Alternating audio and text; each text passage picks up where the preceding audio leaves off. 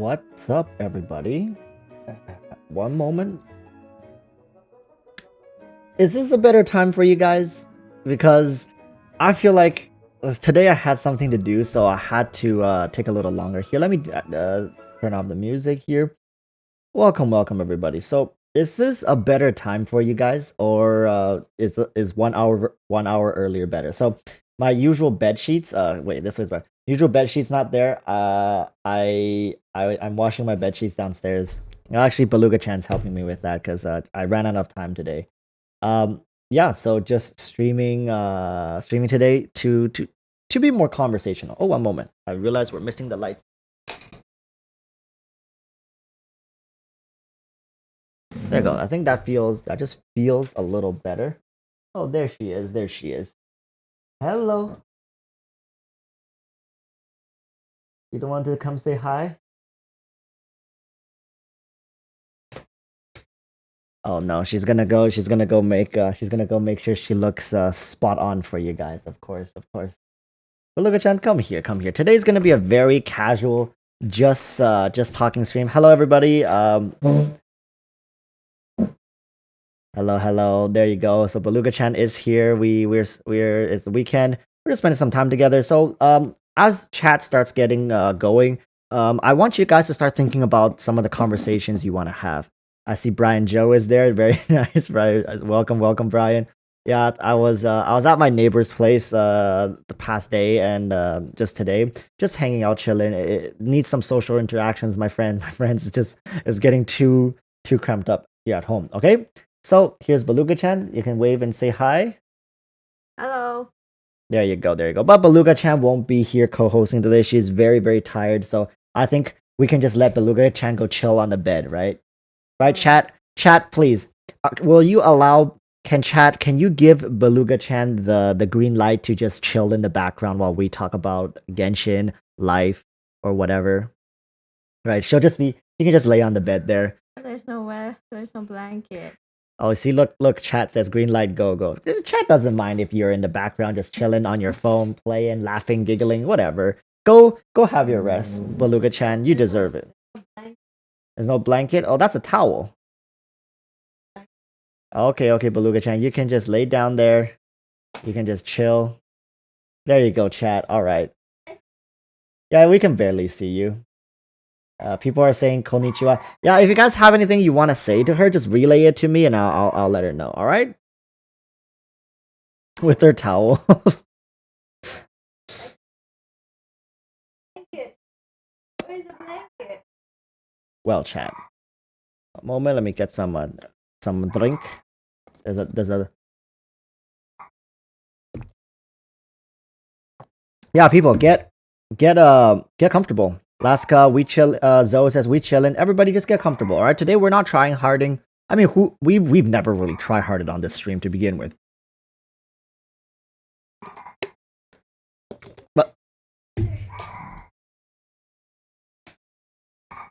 But this is some honest heart to heart, because I don't ever want to be in a situation where I'm disconnected from my viewers. All right, so if you guys want some game backgrounds, let's get inside the game. Let's get inside. As you guys may see, I'm at the church right now, and the reason I'm at the church is because I'm really praying here. All right, I'm really praying for the next patch and the patches in the future. So I saw somebody was asking me the first question by Fok C Key says, Kazuha, thoughts and speculations. Here's my thing about Kazuha, all right? And chat, first and foremost, thank you all for being here. But today, I'm going to speak honest thoughts. I think sometimes negativity is okay. Sometimes negativity should be avoided. But I think nowadays, both good and bad, the good and bad. Okay, so let's start talking about Kazuha. This is the thing, right? In I think mid patch or early patch 1.5, do you guys remember when Mihoyo released something about elemental mastery buffing? So my biggest concern, yeah, guys, I'm sorry about the landlord's dog. The thing about the Kazuha's buff is, not buff, the elemental mastery thing is, with Kazuha coming out, elemental mastery, I feel like, is going to be the sub element on his weapon. This is no leaks, guys, no leaks. I'm speaking honest truth here. I think elemental mastery might be his sub stat. All right. So I think if we want Kazuha to sit in a good place, K Midori says, "Rip, gotta leave. Have fun, everybody." Don't worry, K Midori. We're just gonna be here having a nice conversation with everybody. So don't worry. Just come and go, people. Come and go. Life happens. Don't worry about it. All right. So I think without that elemental mastery change, Kazuha might sit in a very awkward place. Kazuha, as Beluga-chan back there said it, is that it's like a Nemo albedo. All right. When she said that, I'm kind of like, yeah, that may end up being what Kazuha is a Nemo albedo. And I'm really worried for that because Anemo currently isn't sitting in a good place, especially with somebody like Venti so high up, right? Venti just does it too well. For anybody who has Venti, albedo seems to, Kazuha seems kind of out of place. I mean,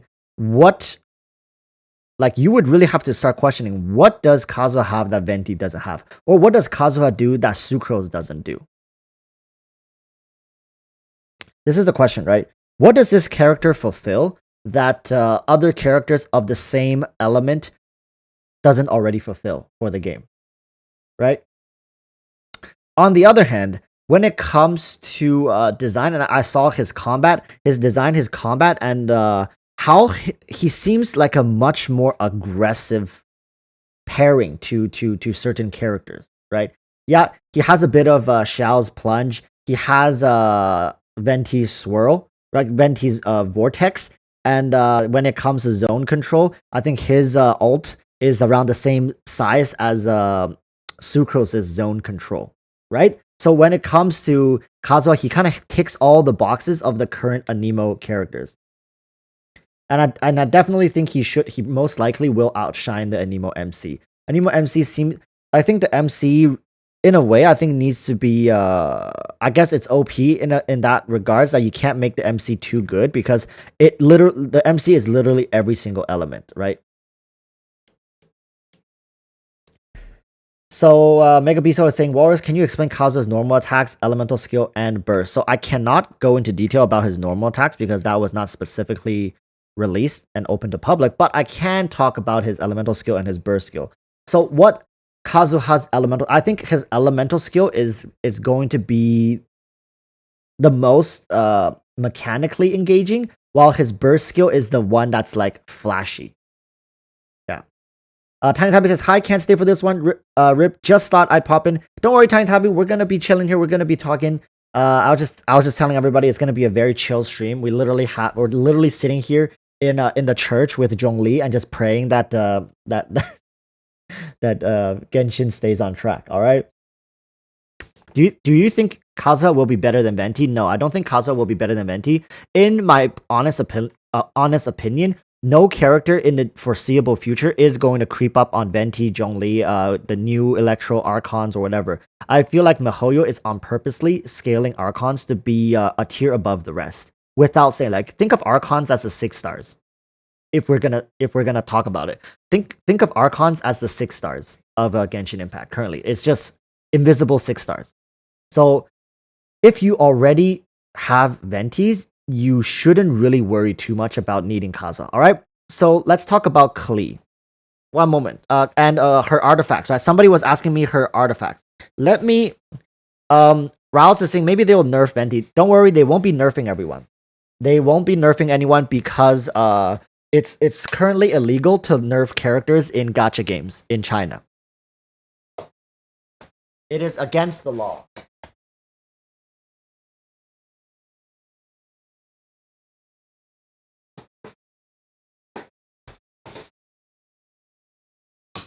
One moment, guys. I just went to go get a drink. So, all right, listen, chat. I'm about to drop something on you guys.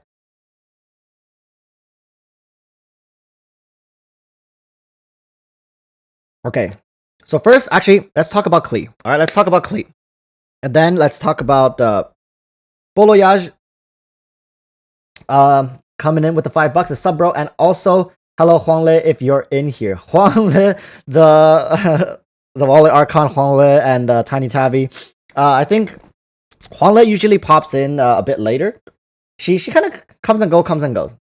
So Klee. Klee's best set is the one moment. This one.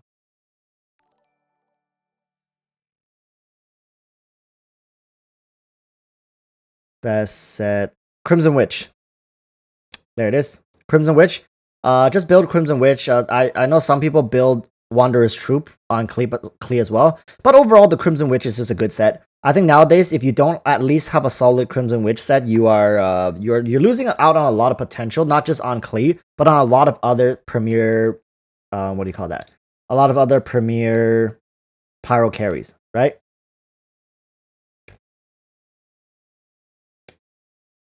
And people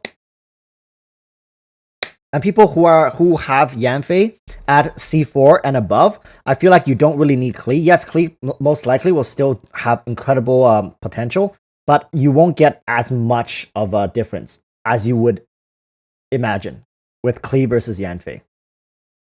It's not that substantial. It's big. They're not big. There's still a difference, but it's not that big.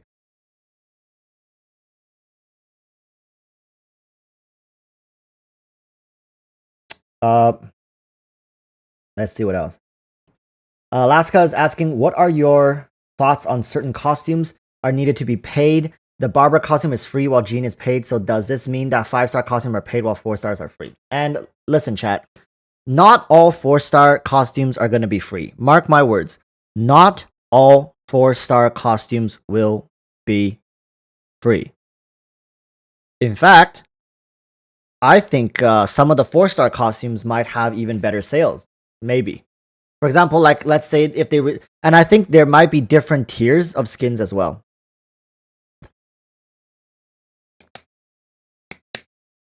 Koi Dao. Love it, dude. I love that. Let's get to the point. How do you feel about 1.6? Honest truth, chat. Honest truth. I feel like this. This is how I feel about 1.6. All right.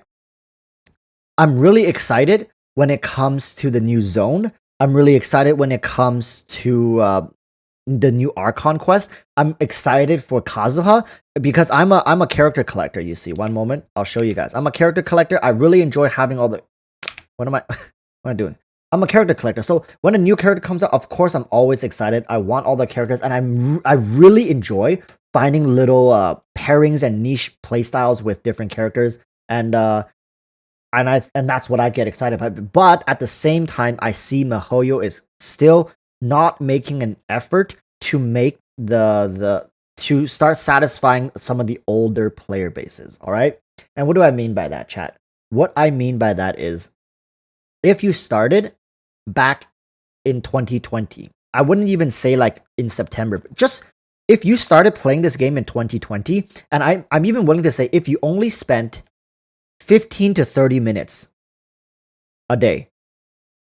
So very like semi-casual, right? It most likely is not your main game if you're only spending 15 to 30. If you started in 2020, most likely you are in endgame. You are probably above AR 50 at this point, and you've done almost everything there is to do. You're up to date with the Archon quest. You're pretty up to date with everything else. Exploration, it depends, right?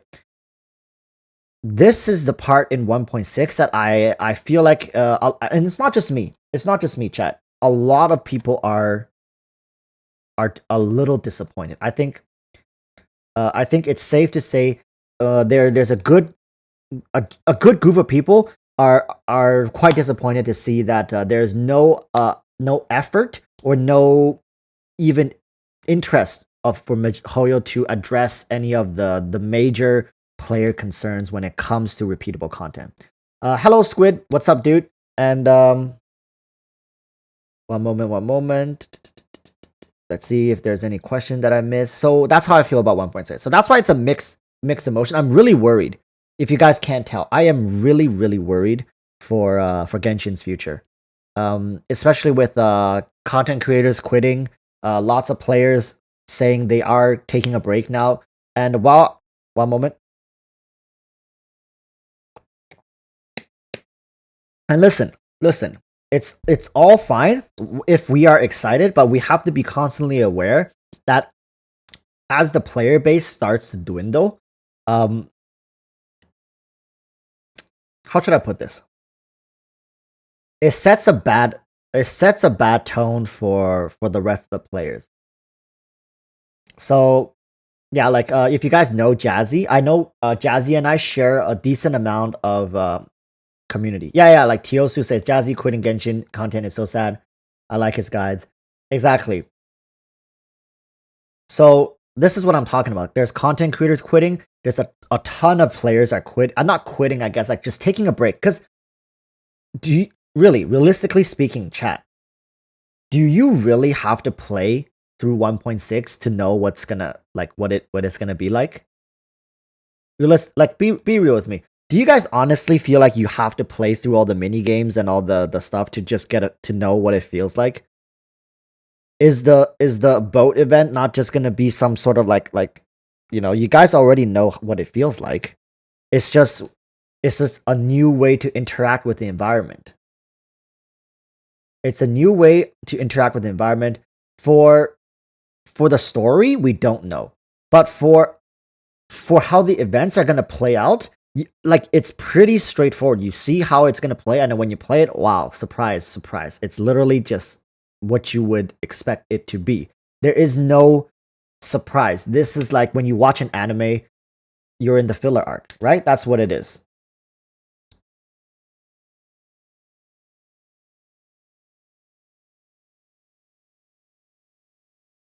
Yes, and I think the developer doing updates every 6 weeks, that's definitely taking a toll. I would certainly say, please, if this is too much for them, do it every like 12 weeks.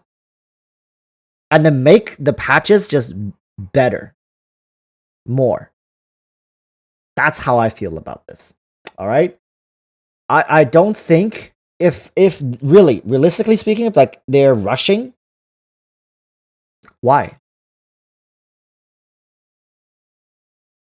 It's better to make us wait and put out something that's more concrete than to rush it, like force yourself to do a 6-week release for content that that the player base has continuously, like most of the player base has continuously said, like, hey, hey. Let's see. No, but like, what content you want in Genshin though? Okay, listen, chat, listen. While I have you guys here, this is the type of content I think Genshin should try to push towards, and this actually circumvents and can deal with the issue of storage space. So, hear me out. When it comes to Genshin content, what do I mean by replayable content? What do I mean by that? Right? It's one thing to keep saying replayable. What does it mean? It means we can take from like I know Genshin is trying to be this revolutionary new mobile game. When it comes to mobile games, nothing has come close to what Genshin has provided for us. However, when it comes to PC standards, gacha is very rudimentary in the PC side of things. And I think they need to start introducing ways for us to fight more in the overworld. And this is taking hints from MMOs, right? And they need to give us better auto features. Like, one moment, I'll show you guys. The exploration feature. You guys know what I'm saying? This needs to be severely revamped. The exploration features. You guys, where you send your send your characters out to go collect stuff. This feature can be so much better. One moment. And this feature would be used more for the mobile players, because you can't expect somebody to be on their mobile phone 7 hours a day fighting in the overworld, right? So realistically speaking, this feature right here, this needs to be changed. This is so rudimentary. and it's so like basic that it's outdated. It's completely outdated. There needs to be better interactive on the map. The rewards needs to be better. There needs to be more rewards for just because mobile players can't grind, right? And for PC players, we should have the option. So, for example, I can go over here. They need to increase mob density and increase and decrease mob respawn times. This is taking a page out of the MMO genre. You don't have to make it co-op. Listen, you don't have to make it co-op, but you need to have give us a reason to go to these different areas. So, and furthermore, each mob can have different difficulty zones and have different strength and weaknesses. So, for example, let's say in Dragonspine, right, you could have like cryo-based mobs. Of course, their weakness will be pyro. So now having a well-built Hu Tao is amazing, right? And for example, in Star Snatch Cliff, there will be a lot of Anemo-based slimes and monsters and whatever, and you want to be able to counter that, right? And in Dragonspine, right here in the Storm Terror's lair, there will be a lot of elite monsters like Meta Churls and that kind of monsters, whatnot. Different zones offering different types of monsters and combat that is strong against certain types and weak against certain types, and have maybe different drop rates. So, for example, Storm Terror's lair can have better drop rate than, let's say, Whispering Woods, right? But in order to farm efficiently in Storm Terror's lair, you need a well-built, let's say, Venti or a well-built Sucrose to really shred down the resistance or whatever. And then these characters start to mean more than just pretty pictures. Wow, look, collectors, look at me, look at my Pokemon card collection. These characters have value. For example, you can go into I don't know, Lingju Pass here, and then Xingqiu's may be really beneficial in these kind of around this area for mobs, or like circling mobs. But remember, this kind of function cannot be too much. You shouldn't be able to farm more than what the resin is able to give you. It should just be a bonus, but it should be a feature that is there, that is offered for us to use our characters. Okay? And without it, it just like, what does this, there's so much potential, right, chat? Just think what they can do with all these zones. How can they can incorporate different monsters, different clusters of monsters that we can just go in circles and grind. And if we're tired, we don't want to grind, we can log off. We can be, and you don't lose anything because there's still resin. This, what I'm saying just now, is only an alternative to when you are out of resin. Okay? It's not supposed to replace the resin system. That's what I'm talking about. This is a feature, I think, once you implement it to the game, it won't take up more space. This is not like a huge event, a new map. They already have the map. They already have all the monsters. They just need to tweak different monster spawn rates. It's literally just numbers they have to tweak, right? Going in, where do the monsters spawn? Add a cluster of monster here, a cluster of monster here, and adjust the spawn rates, adjust the drop rates. And guess what? Listen to this. When they want to do an event, it's very easy to do an event around this kind of game. It's just double the Mora drop rate. All mobs in Liyue on Saturdays, weekends from 2 to 4 p.m. All overworld monster drop rate times 2. Yeah, it's traditional. It's very traditional, but why does this still exist in other games? It's because it works. That's like, that can get at least, the MMO general player base to, hey, if you want to, there is this option to go kill monsters. And you don't have to run 20 miles to kill a group of monsters and wait 1 day for them to respawn. You need to be able to have them on respawn timers like every 5 minutes. So then you can run in a 5-minute circle. So for example, this way you can run around in, let's say, in this circle, you just kill, or you can go like kill, run, circle, and then that's what we call a rotation. right? And then you just keep farming here. You can have an anime open on the side. You can have a TV show open on the side. Hell, you can be in Discord with your friends.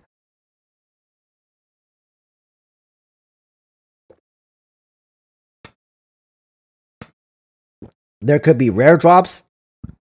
There could be a 0.002% chance that elite monsters in the overworld can drop prototypes, right? So you can be grinding, just grinding, watching an anime, and suddenly you get a prototype drop from the overworld. That's like 0.002% chance, and you're like, oh, what? Oh my god, I got a prototype!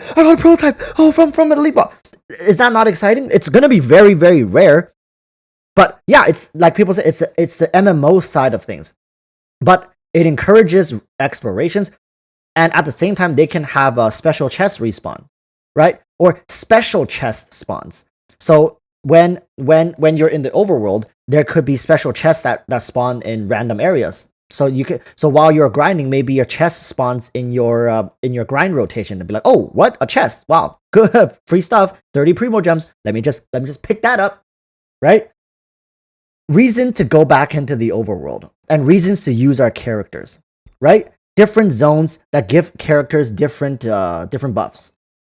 So when a new character is coming out, so let's say we're about to go to Inazuma, right? The new islands. So for example, Zhongli can have a buff. Like when Zhongli is in this area, like his Jade Shield gives a further 10% all resistance shred, and that speeds up your grinding process, right? That's like giving you essentially a 10% elemental damage buff if you have Zhongli. So people who don't have Zhongli are like, oh, now I really want Zhongli or Kazuha. miHoYo can still use their same business tactics as they've been using by adjusting the overworld to the characters they are releasing. So they can always time new zones with new character releases to make people want those characters even more. And for example, as we continue go to Inazuma, as we unlock different parts of the game, different maps, the chasm, monsters in these areas can be stronger. Or not. Who knows? Who cares? Or each map zone can scale their monsters. So for example, monsters here, when you first start the game, you were like over here at the beach, right? So monsters here can be relatively like, actually, you know what? That's a bad idea. It should just all scale to the world level. Easy, done, solved. It should all scale to your world level, so miHoYo doesn't even have to change jack. It's just give us a reason, right? What are we doing? I'm just sitting here with all my characters. What am I really gonna use them for? The overworld is not challenging. We're too heavily reliant on a single feature like the Abyss. Like, I don't even do Abyss anymore. It's I don't care about the Abyss. These bosses are nice. I enjoy a lot of these boss battles, even though nowadays they might become very very basic as well. But those boss battles are always nice. Sometimes when I get really bored, I go bully the flowers. Like, I'm not kidding. When I really get bored, I go bully the flowers. I go bully Child. I try out new team comps. It sucks. Look at this potential. Wow, this is a nice beach here. So today, you can even go grind in the area depending on your mood. Wow, today, I feel like grinding at the beach. I feel like going to Yaoguang Shoal to go grind today. Maybe do an elite rotation for what do you call that? For Ruin Guards. I want to grind a Ruin Guard rotation today. Yeah, farm some Ruin Guards. Oh no, today I'm feeling I want to grind in Whispering Woods. You know, I want to be in the forest. Whatever. But unfortunately, we don't have that option, right? And when people ask me, so what do I really want? What do I really want in this game? I want to be able to play the game. I want to be able to use my characters more. I want to be able to have a reason to go out into the world, not just to chop trees. Because literally, all I go into the world right now is to chop trees. Yes, Furchi Alice is saying, what I don't get is why we can't upgrade our character EXP from fighting. Fighting is literally almost useless unless you want the item material. That's what I'm saying. You can get a new character, and instead of leveling him up with EXP books, you can put him in your team and have Hu Tao, have Bennett, and have Zhongli just literally carry him. And then the fourth character gets a bit of shared EXP, kind of like the share EXP item in Pokemon, right? you put it on the Pokemon, and then and you just go to town. You go around and go grind, and you fight monsters, and then the Pokemon in your bag just gets EXP and levels up. Why not? Why can't we do that? Why does everything have to be about resin? It's not like you can ever get artifacts in the overworld drops, right? So what should drop in the overworld? I think overworld, just general materials, ascension materials, and whatnot, and Mora. Mora is definitely good, and some character EXP, and of course, character friendships. That's it. Doesn't need to be any more complicated than that. And maybe some rare drops like in the overworld. If you reach world level 8 and above in the overworld, when you kill elite monsters, there's a small chance to drop a gladiators or wanderer's troop, for example, right? And once you reach world level 8, this is like starting from world level 7, the boss. What the? Oh shit! So here's another idea. Starting from world level 7 and 8, these drops don't get any better, right? These drops, you don't feel the drop rate getting better. But what if they put world level 7 and world level 8 drop rates increases for the overworld farming? Right? So you can just be killing an elite monster and bam, he could drop like a 5-star. There's a very, very small chance he can drop a 5-star gladiators. Maybe like 1 every 3 hours of farming.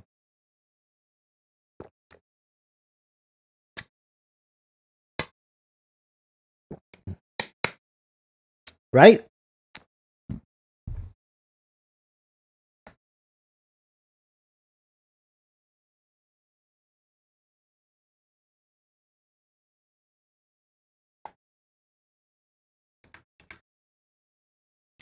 Right, so people say that would definitely make people more eager to explore the overworld again. Yeah, because they hide more gems, they give you more potential for progress in the game, more meaningful progress, right? And as you continue to level up your world level, monsters gets tougher. Then you need to make your character stronger. You need to optimize your artifacts better, and then the monsters, of course, as you level up, drops more Mora, gives you more money to become more powerful, and then they can now actually make more difficult content because resources for people who are eager to farm and grind, you can get more resources.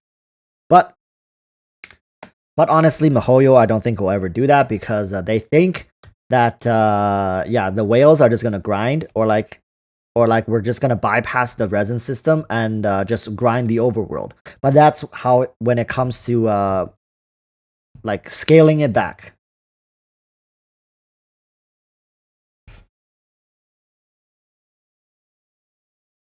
Yeah, Ratten Fingers says, in my opinion, MiHoYo is developing wide, new areas and story rather than tall, the stuff you suggest. Exactly. They care more about the progress of the game, narrative-wise, and exploration-wise, as opposed to the features of the game, right? I get it.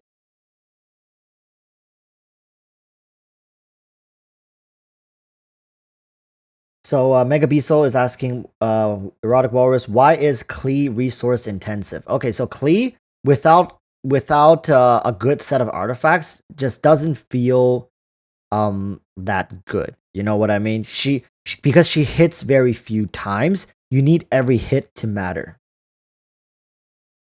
That's one of the main, and she hits kind of slow. So if you're already hitting very slow, and then your hits also don't hit that hard, that you can imagine how it feels to play her. It feels very underwhelming.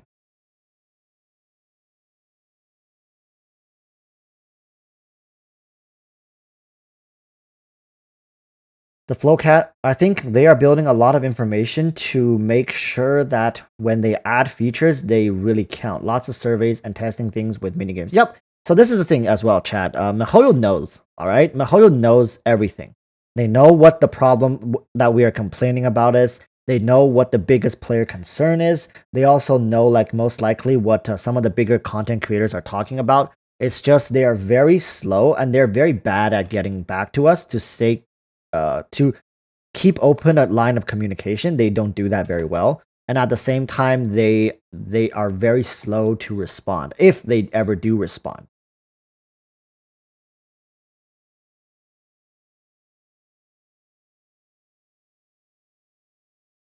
Zero Matsuri says, once you complete the few main quests, the game is empty.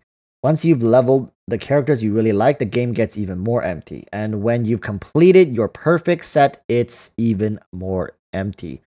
Yeah, because you know why it's more empty? It's because there's no more difficult content for you to challenge. There's no really a good place to use your characters. That's why it feels empty.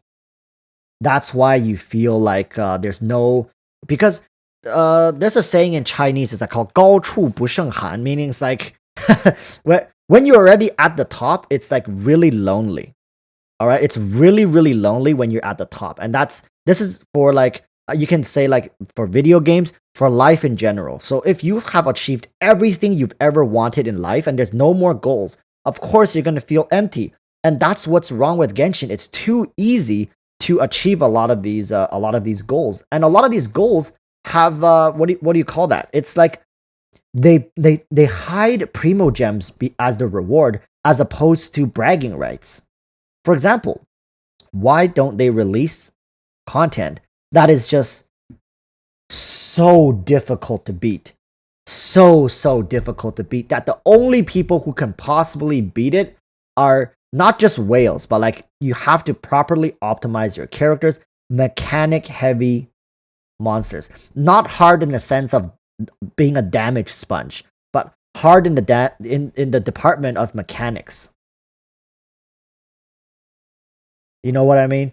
They need to challenge us more with the difficult mechanics as opposed to having damage sponges test our DPS.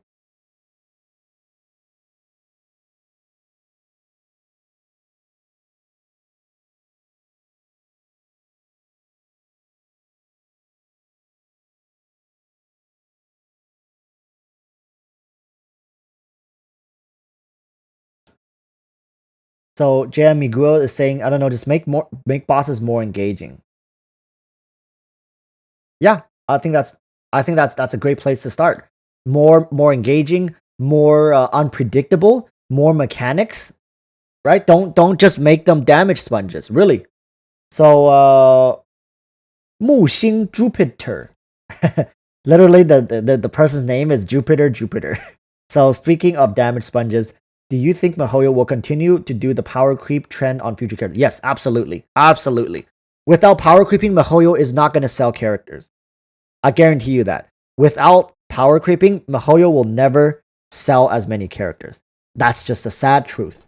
So if you guys notice, people who consume Genshin content also don't really care about what's right or wrong. All they care about is big number. Big number. That's all. The vast majority of people who consume content, they just want to see big numbers. Most people. They want to see big numbers. They want a taste of the full potential. And the bigger the number, the better the hype. The bigger the hype. Yes, Atomic Fireball, while you're right, game is easy as it is no need to power creep. But at the same time, at the current pace Mihoyo is going, one character every patch, right? They're gonna need to. They're gonna have to, or else these characters won't sell. People are not buying for preference. People are buying to get the new shiny toy. It's like iPhones. It's literally like iPhones. Why do people buy the new iPhones? we don't know.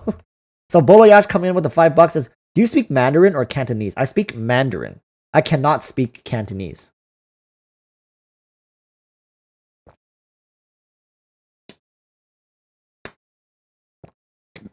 Remember, chat, there is no punishment for dying. So bosses can be as hard as Mihoyo wants. So let's say a boss can have like a mechanic that literally one-shots you if you don't dodge it, or if you don't play the mechanic right. But make this boss not give anything except an achievement. Or something that doesn't involve primo gems, or something that doesn't involve game progression. Don't make the boss drop very rare artifacts. All right? Don't do it like that. Just make a challenging boss for bragging right purposes. That's it. Right? Not everything has to be tied with like a primo gem reward at the end of it. And I think that's the problem right now, is that we are so focused on primogems that we are not thinking about what's fun, right? I did so many polls. How many of you guys are doing these events, these mini games, because you need the primogems and not because you enjoy them? We need more things to do that we enjoy, or that we can feel enjoyment but not have any specific reward tied to them, and they need to be more permanent in the game. I'm so tired of learning a new mini game. It's like playing a new game, playing 5 different new games every single patch. I feel like I'm playing 5 new games every patch with 5 different events that I have to go read. Okay, what do I need to do? Okay, I need to go grab this, and I need to go to this place, and I need to like catch these worms, and I need to blend these worms into a smoothie, and then I need to blend the smoothie perfectly so that I can feed it to this character, and then if this character doesn't like it, I have to guess which character likes what kind of food, and then I have to deliver it within a certain time frame. Oh, and then I get 30 primogens at the end. And that's just one event, right? And then the next event is like, oh, you remember those mechanics? You learn how to blend the worm, and then like go like, yeah, completely forget all of that. In this event, we're going cave exploring, and you're gonna dangle through on a cliff, and then you gotta click buttons as you drop down and collect coins. And the more coins you collect, you can trade these coins for these different currencies, which you will use to access like. And it's so tiring. It's so tiring.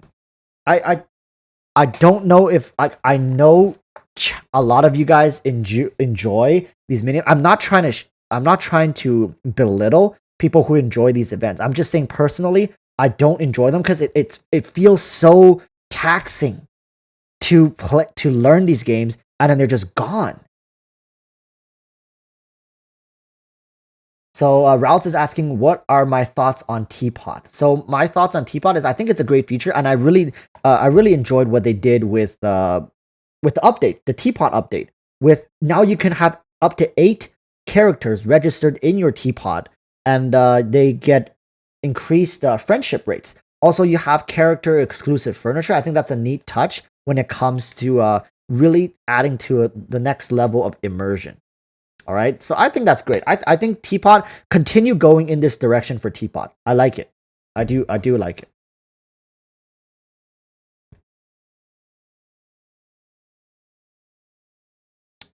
David Alex is asking, what's your favorite DPS characters? So I when it comes to DPS characters to play, I really enjoy Hu Tao. I think she's very easy, and that's because I have Zhongli.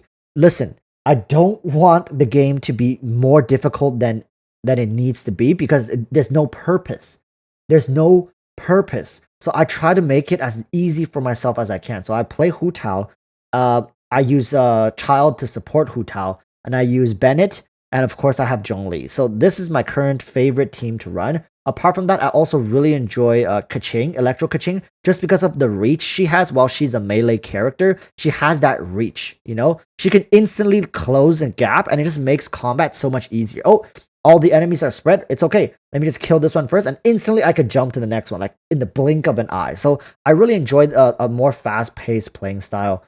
So currently, Hu Tao and Keqing are my 2 favorite DPS to use. I don't enjoy Ganyu as much because she just feels too slow for me to use. I don't care about who does the best damage. Well, yes, Hu Tao does really good damage, but that's not why I like her. It's just she's easy to use. And then I have Keqing, right? Second is Keqing, so really it's not about the damage.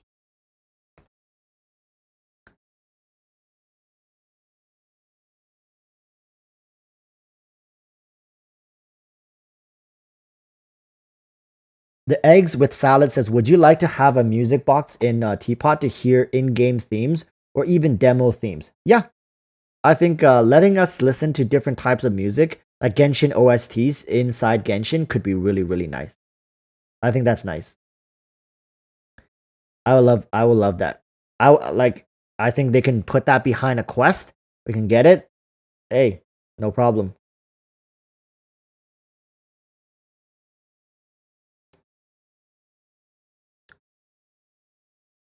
Thoughts on Keqing? I love Keqing.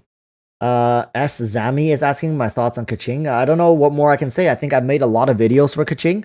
If you guys are subscribed, or if you guys are not subscribed, hey, first and foremost, remember to subscribe. Thank you for tuning in. So yeah, Kaching, I really like the character. I think Kaching is definitely one of the characters that gets a lot of hate for no reason, and I think in a way she gets that hate because she doesn't deal that much damage. I really think that is the main reason why Kaching gets a lot of negative press compared to other characters. There's just, and of course, some certain Kaching mains just don't do her justice either by going around and being obnoxious.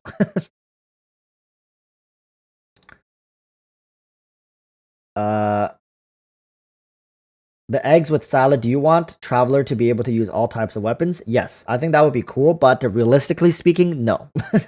I don't think it's good for the game because that would just make the Traveler too useful. Mihoyo will never do it. Then people will have much less reason to spend money. Chakra Narath Nuan, do you want an electro buff for Kaching? I don't think I want an electro buff for Kaching. I want a reaction buff. I want elemental reactions for the electro element to be buffed. If for electro, I don't think it needs a buff. It needs to be reworked. That's what I think.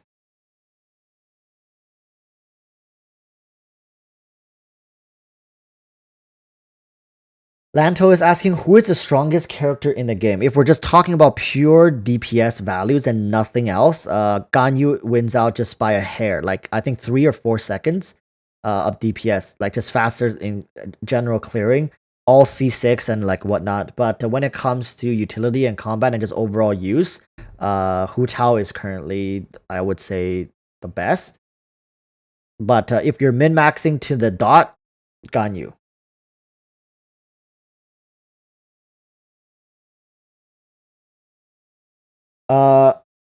Jockstern Play says, should I roll for Ganyu? If you enjoy her playstyle, because for me personally, Ganyu feels a little clunky, and oftentimes when I'm charging up attacks, I get hit.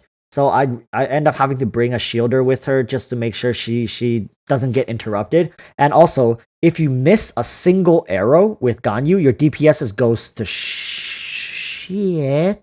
Because yeah, all her damage is in that single shot. So you miss every shot you miss, you literally do no damage. So when people say Ganyu has really good DPS, yes, she does, but you literally cannot miss because that's all her damage right in there. So Ganyu is good. I'm not saying Ganyu is bad. Personally, I don't like to play Ganyu. She's too high risk for me, and she feels too slow.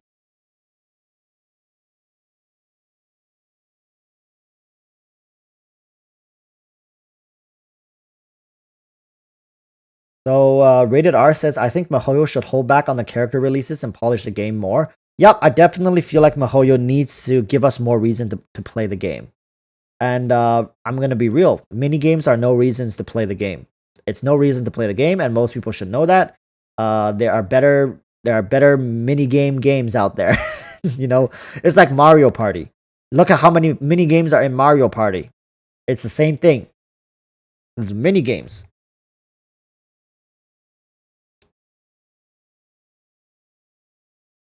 Kyosu is asking, what do you think is the best C6 4-star character?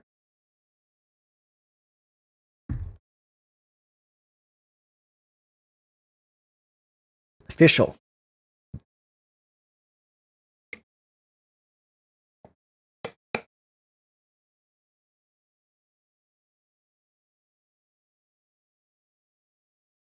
Atomic Fireball is saying, I think what gets people addicted to this game is it is kind of like pseudo gambling. There is a rush winning for characters, but the rest of the game is really stale. I think that's a good way of explaining it. But also, I do think the characters and the exploration is good. It's just that no, I mean not the characters. The new areas and the explorations are also a good part of it. Also, the lore, the story is amazing, but it finishes so fast. That's what I mean. It get like you get to the end so fast that the rest of the game isn't engaging enough to keep you wanting to keep playing. Right? Once you finish the part you enjoy of this game, then it starts becoming really like you're really lost as to what you can do that's meaningful for your progression.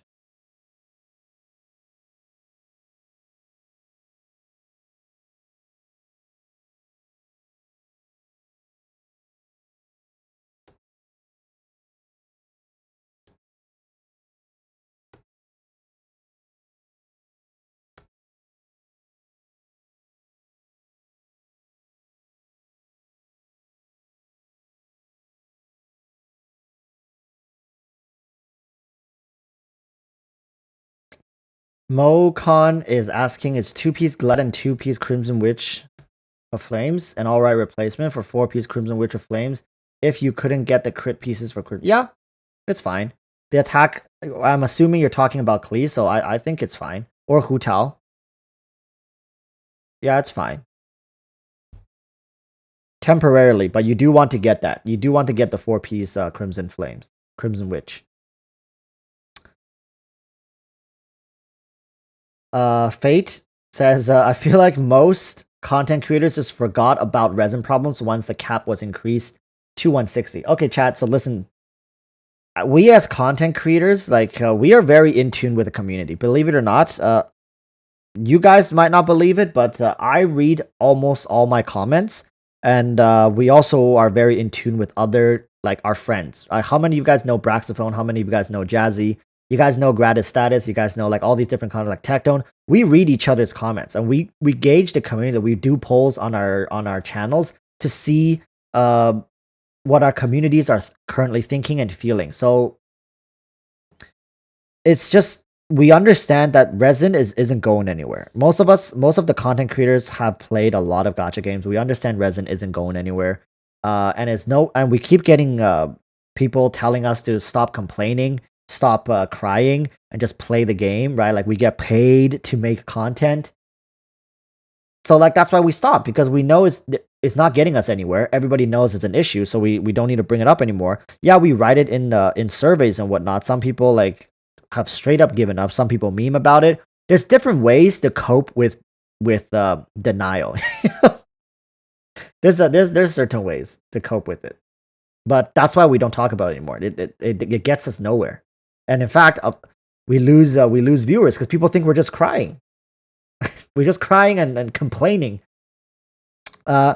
Gene Tolcat is saying, "Hey Walrus, who would you choose between Ganyu or Ayaka? Ayaka, Ayaka, Ayaka, Ayaka, Ayaka, Ayaka, Ayaka, Ayaka, Ayaka, Ayaka, Ayaka, Ayaka, Ayaka, Ayaka, Ayaka. Hey, Ayaka, Ayaka, Ayaka, Ayaka, Ayaka."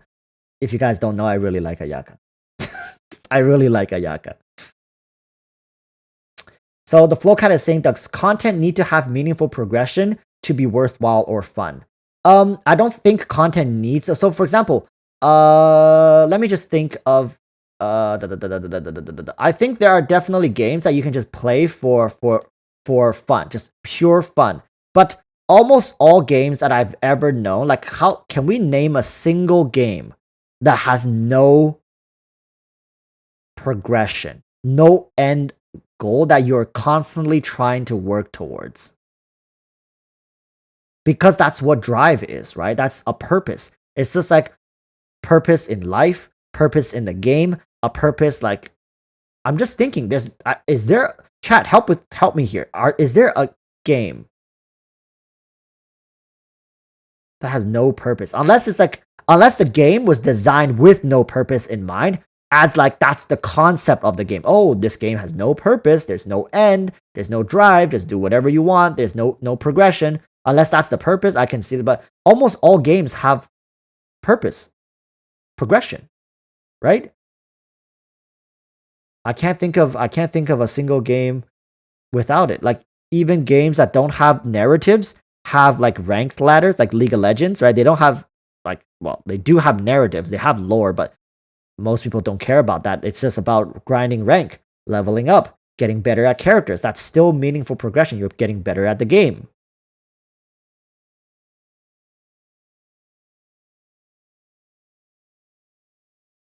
So when people say, like, Roblox, League, Valorant, like, you guys say, but listen, when you are playing Valorant, you are actively getting better. Next round, you want to pop off. Every round, you want to pop off.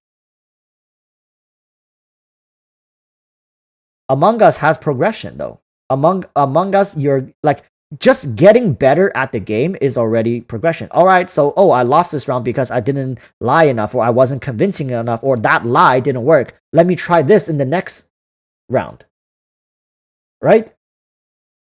So there is progression. You're trying to get better. You're trying different things. You're like, okay, so next time I won't do this. I'll try this tactic to try to fool them. Right? And a lot of the games, like Among Us, relies heavily on social interactions, like just interacting with strangers or interacting with friends. That's what the game is about. I think, I think, uh, I think Genshin when it comes to what's that called? Genshin when it comes to progression was really good earlier. When you are under AR 50 or under around under AR 50, there was progression. There is a drive for progression, and I think a lot of people even now can continue to get progression. But there comes a point where it's like, okay, the game doesn't give us more reasons to get stronger. And that's what I mean when I say, it lacks purpose, because when you have to question, why do I need to be stronger? Why do I need to level my characters to 90? Then you start to have a problem. That's when you have problem.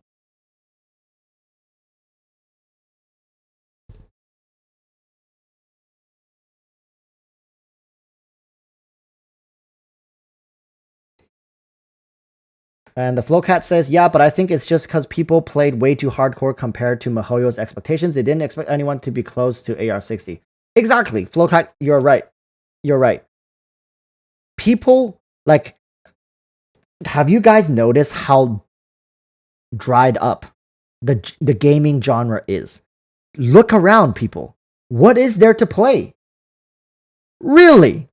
What games are there to play? From single players to like sandbox to freaking RPG to first person shooters to what is there realistically we can actually play, to MMOs? The MMOs have it the worst. They haven't had a decent game in, like, I want to say 6-7 years.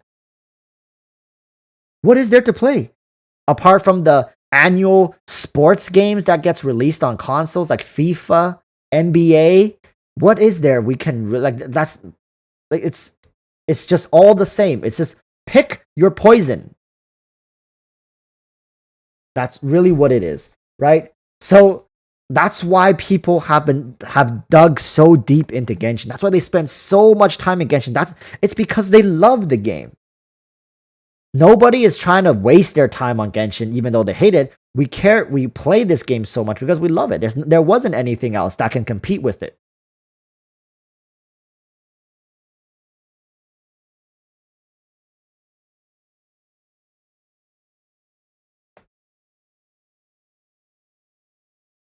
Aduri is heading out. All right, man. I will see you next time. Thank you for tuning in.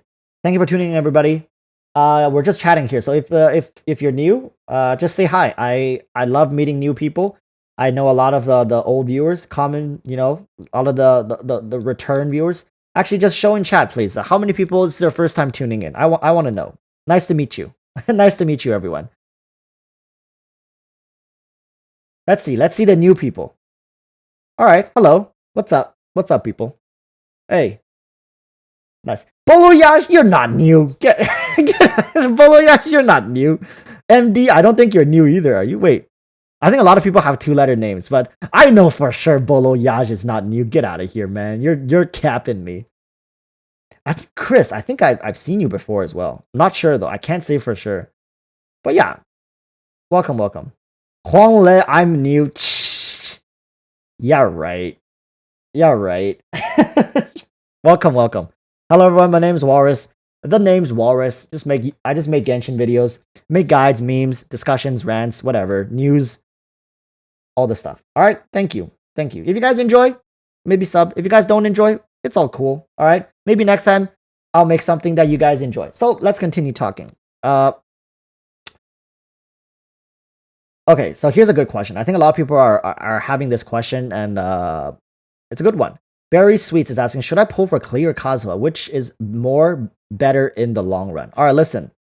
I'm about to drop some hard facts. I'm about to piss off so many people. Like, I am sorry if you are new and you are just sitting in chat right now, and this is the first time you know me, and I'm sorry you have to know me this way.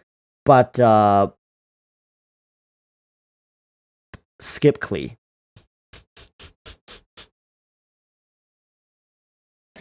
I'm sorry.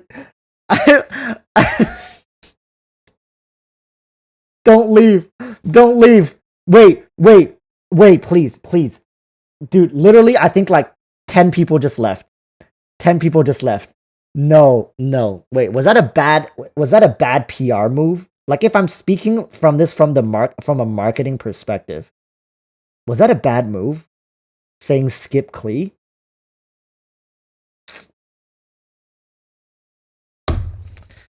You know what? Just cancel me now, chat. Just cancel me. Blow me up on Twitter. Be like, this man said what? Clip it, ship it, canceled. YouTube channel deleted. Boloyash coming in with the $5 says, hi Huangle. Huangle, yes. Boloyash here was looking for you earlier. Where was you? Where was you, Huangle? Alright, I'm cancelled. I said skip Klee. I'm gonna wake up with like 3 people dressed in Klee's costume. Oh no. Beluga-chan, please. Beluga-chan, what does this say? What does this say?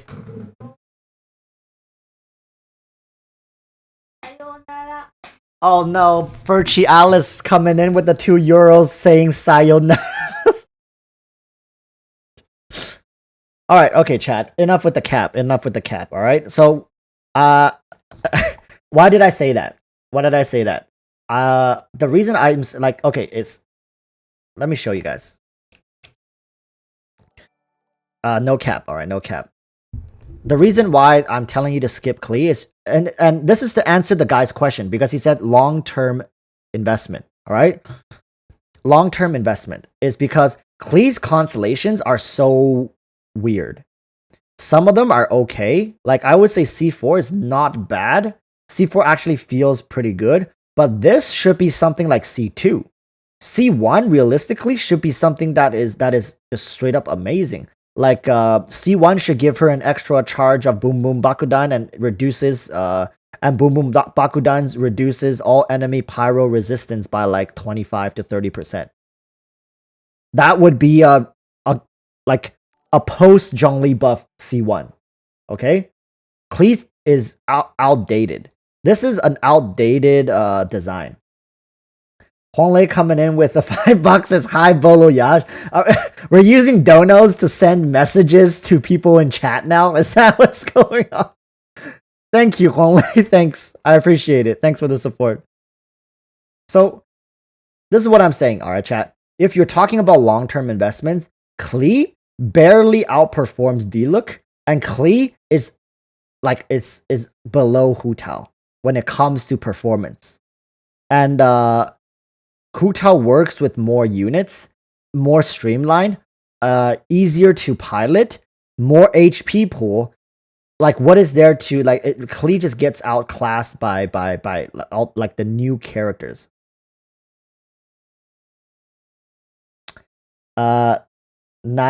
Nightsea says they're flirting, Walrus. Well, feel free to flirt more, my friends. Yeah, please send more messages. And can you guys send messages like per word? So use $5 and just say hi, and then send another $5 that says Huang, and another $5 says Le. Hey, that would make my poor little piggy bank a lot happier. Thank you guys. Just can you guys like send encoded messages?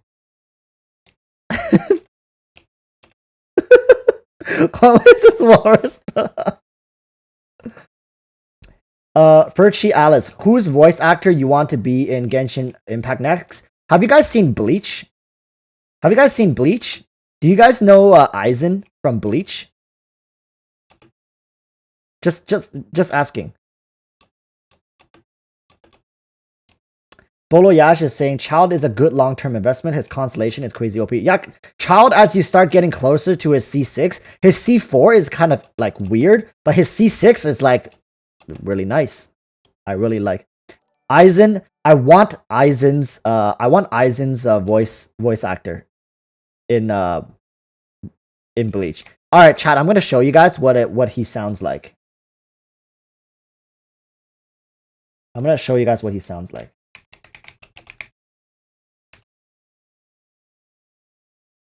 Listen, chat. Listen and tell me this doesn't sound hot. みんな楽しんでくれているかな。私が愛禅宗介だ。はい。ということで、ブリーチビートコレクションを聞いてくれて。Wait, that doesn't do him justice. This one. Wait, am I gonna? Is this gonna get flagged? That's the next voice actor I want in Genshin Impact. Aizen, Madara. Yeah, they're all good, but Aizen, I think Aizen sits above Madara for me. Whew, whew, getting a little sweaty in here.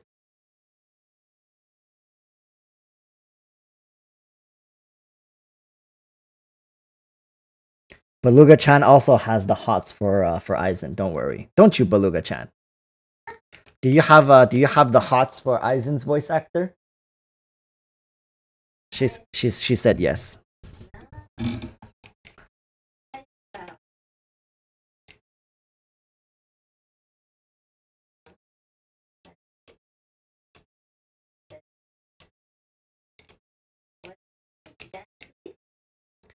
Dainsleaf?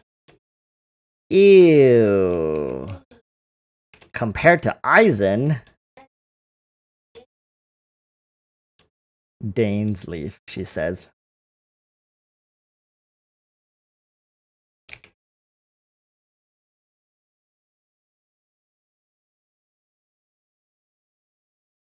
Yeah, Huanglei is taking her flirt to the next level. Some people, you just need to hear their voice and you're just on the floor.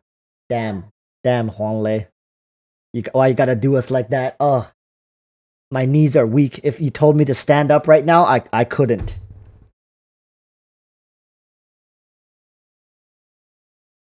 Yosu says, check the Discord server in the Narwhal channel.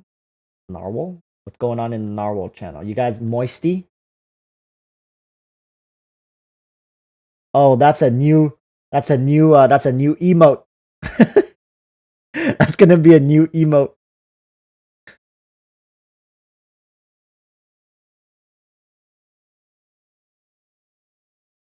Do you play Klee as hypercarry with Xingqiu? Because she isn't supposed to be. Yeah, I've played that, but to be honest, I've gotten so used to how I play with Hu Tao. I wouldn't want to play any other character that doesn't have a similar kind of style. Because playing with Hu Tao also have the added benefits of using other characters. I don't enjoy hyper carries as much, so that's why I'm not playing Eula. I enjoy playing Hu Tao because there is a time where I need to stop playing Hu Tao and switch to Child. So in this sense, I get to use two main carries. So I get to enjoy two different playstyles. And it makes the game so much more fun that way.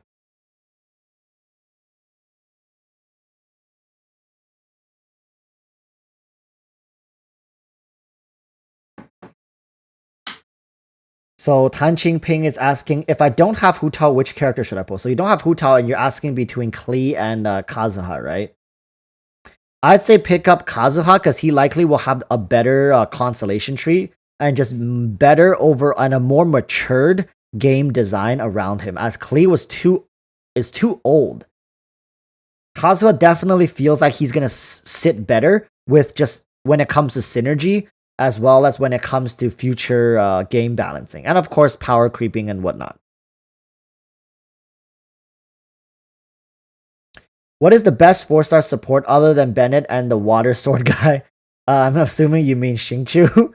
Fischl, Xiangling, both very, very good. Sucrose is situational, but Fischl is universal. So Fischl and Xiangling, if you don't have them built up, I would say build Fischl first. Very, very good. Sucrose definitely feels more situational compared to the other two. Yeah, imagine you run Xiao with Kazuha. That does sound like it has good potential. And I think Kazuha might be able to generate good particles, but it might take too long. So of course, chat, we are witnessing firsthand love blossom before us. Yo, chat, you guys see this? Let me just read this out. Bolo Yash coming in with the $5 as Huanglei. Do you have Instagram? Asking for a friend. Hey. Huanglei, you better respond with a $5 with $5 in return. Chat, we are witnessing this firsthand. Please, we have to bear fruit for Huanglei's response. Yo, chat, watch.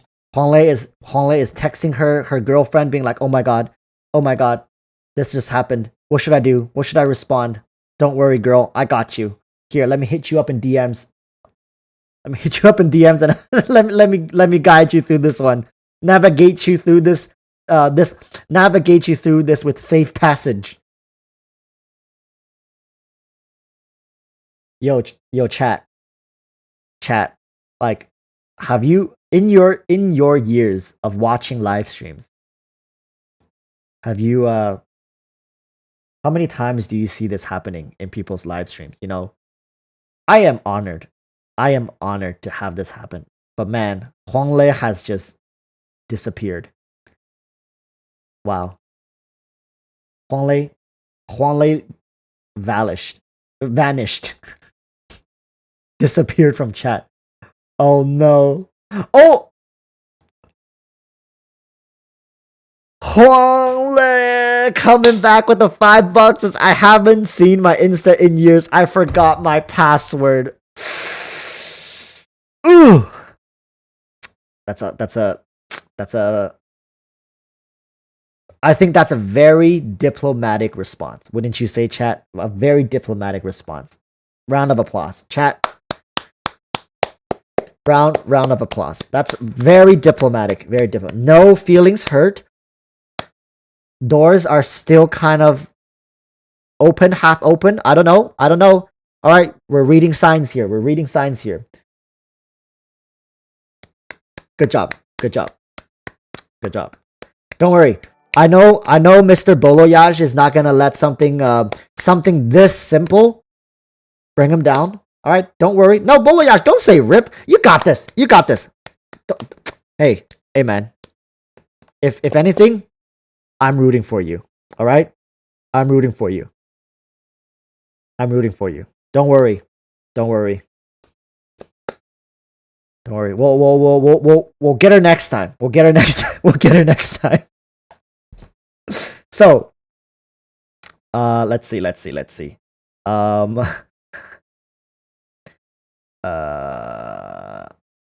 John Delen Fernando says, EroticWalruss, shall rerun or Kazuha? Ooh, that's a tough one because we actually don't have Kazuha out yet. So I'm really, it's really hard to put a finger on exactly which one is going to be better. But,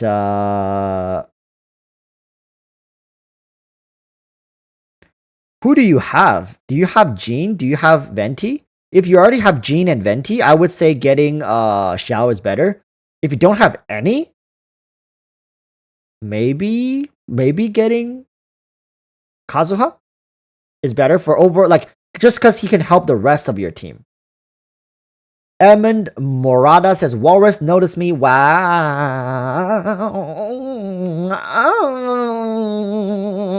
Which character do you think will be released on 1.7 update? Just for reference, if I should try getting Kazuha. I think Albedo is coming back. I do think Albedo should be coming back soon. If not Albedo, then Ganyu, but more likely Albedo, I think. Right? Rerun, right? And then another new character. I don't know. I feel like Dendro should be coming soon. I really don't know. Like 1.7 is so hard to put a finger on it. Oh, Meow Meow with the smiley face comes in. Who's your favorite character based purely on lore personality? Also, I hope you have a nice day. Aw. It's always the people with the cute names that leave the sweetest messages. Meow Meow. Right in my right in my meow meow.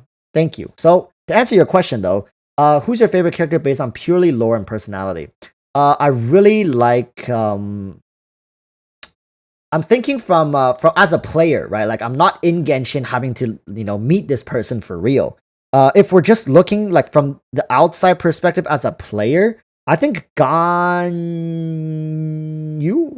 I really like how because I wanted to say Zhongli, but then again, Zhongli carries such a heavy burden that I feel like it's almost depressing to even think about what he has lived through and the amount of burdens and responsibilities that he carries. And while Ganyu also lived for a very long time, she seems to take things with a lot more light heart. But then people would say, "Oh, then why not Yanfei?" Right? But then again, Yanfei seems too carefree, and it just feels like too close to our modern day life, like somebody like a Zoomer. They don't really care. I'm not saying I'm superior to Zoomers or anything. I'm just saying like it's more interesting to hear stories, like just learn more about what has Ganyu seen in the past. I just feel like she's a hardworking person, so that might carry over to how she treats her friends and acquaintances as well, right? Maybe. Or maybe she just straight up ignores you because work is so important.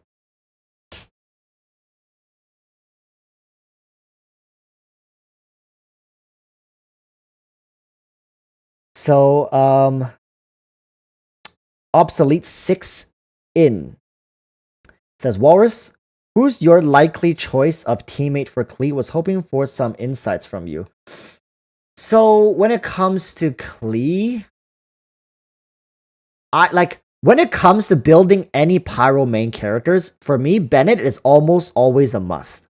Because you get immediately you get the what do you call that? Immediately you get the pyro resonance, and then with Klee, because she attacks so slowly, I also want a shield character, so I just default to Bennett and Zhongli. Like those are the two characters that is with me in, I want to say, like 80% of all my teams. Like 8 out of 10 teams I build has that. So when it comes to that, it definitely works better that way. And if you have Child, I want to say Child as a support DPS. But for like, I'm really lazy, so I just use Xingqiu. But Xingqiu is not the best to use with Klee. Like Child is better than Xingqiu. Just the truth. Klee doesn't hit fast enough to really make good use of Xingqiu. Last guy is asking Walrus, what do you think about adding newer weapons for more diversity in the combat, like using knuckles or dual wielding? Yeah, I think, dude, honestly, I think that's a great one. I think more weapons choices are definitely gonna generate a lot of hype. So yeah, looking forward to seeing Mihoyo implement that. Tiosu said, right in the meow meow sounds so out of context.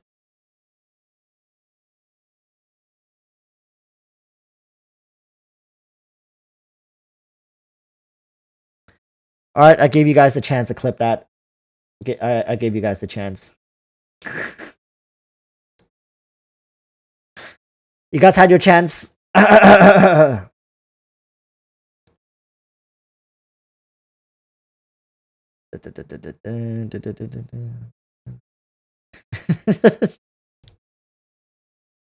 Zhongli plus Albedo plus Child is a good team for Klee. Without like do you have C6 Zhongli, or is your Zhongli like beef enough to pretty much take no damage? Because if your Zhongli is beef enough, yeah, that's a pretty good team. But to be honest, switching out Albedo, like really switching, if you have that, switching out Albedo for Bennett is going to be better overall. You don't need Albedo for more damage because you have enough damage, trust me. All right? Trust me. You have enough damage with or switch out Child for Albedo and put in Bennett. Then you can have double Geo and double Pyro with Zhongli's shield. That's a very solid team as well.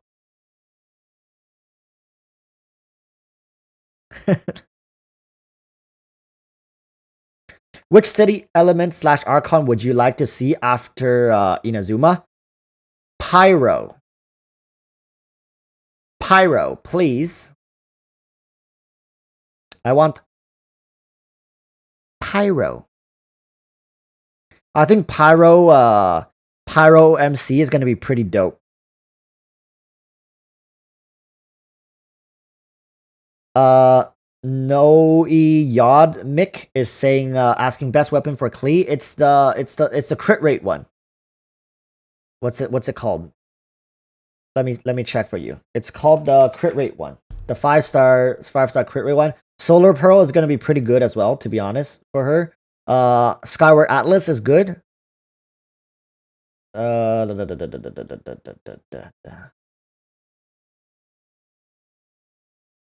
What is that one called? Lost Prayer to the Sacred Winds. That one. Lost Prayer. 5-star Lost Prayer is really solid for her. Skyward Atlas is really good. Solar Pearl. And I think, is it Witsith or Mapamari? On the top of my head, I cannot recall. I'm gonna make a video for her. Don't worry about it. I'm gonna make a video for her and I'll have it out. Not this. Not this. This could be good. To be honest, this actually could be good. Our perception. Yeah, this one could be good. Solar Pearl is a good weapon, definitely. So Mapamari, our perception, Solar Pearl, Witsith.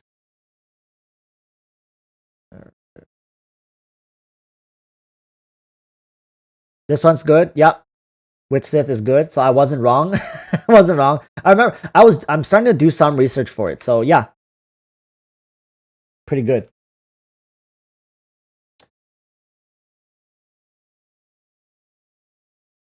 Is 4-piece set of tenacity good for Bennett? Nah, I wouldn't put 4-piece tenacity on Bennett. I'll still run Bennett 4-piece noblesse.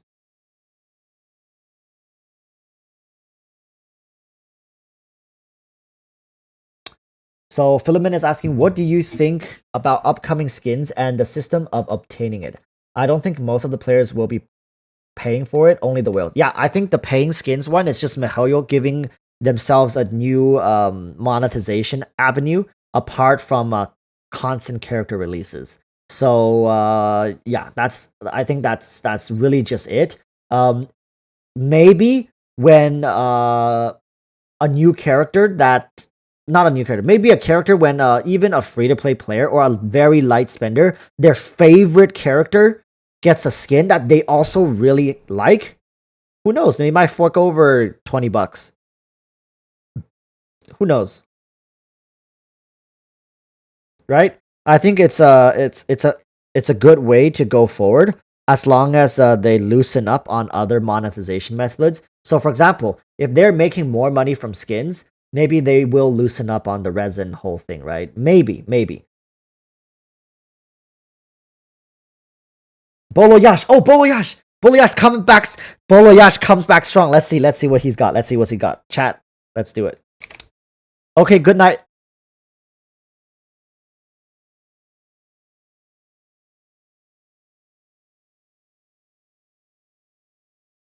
Oh man. I thought Bolo Yash was, okay, good night everyone. It was fun getting everyone excited. By the way, good night, Honglei and your boyfriend. Good night, Walrus. Bolo Yash. We'll be seeing ya. We'll be seeing ya. We will be seeing ya for sure, Bolo Yash. I'll see you next time. Alright?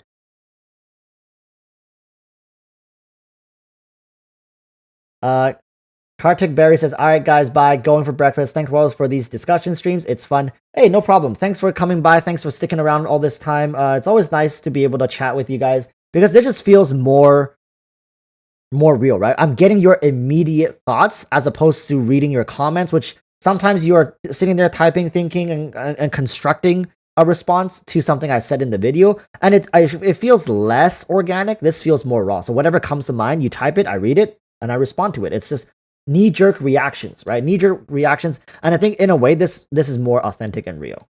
So I enjoy this too. Thank you guys. Oh, Huanglei comes back with the $5. Of course, man, Huanglei is so nice. Good night, Bolo, Yaj. Ah, just warms my heart. Does chat? Don't you just feel warm and fuzzy inside? I just feel so warm and fuzzy right now. I hope this blossom, dude. I don't want to speak for Huanglei, and of course I don't want to put words in Bolo Yaj's mouth. But I mean, how cool will it be if, let's say, a couple years down the road, they're like, "Hey, look, yay, we're together now." Hey, I'm not shipping. I'm just saying, how cool would it be? And I'm like, wow. Maybe these two would have never met if I didn't decide to start streaming. If I didn't decide to blah blah blah blah blah. Whatever, right? Who knows? Who knows?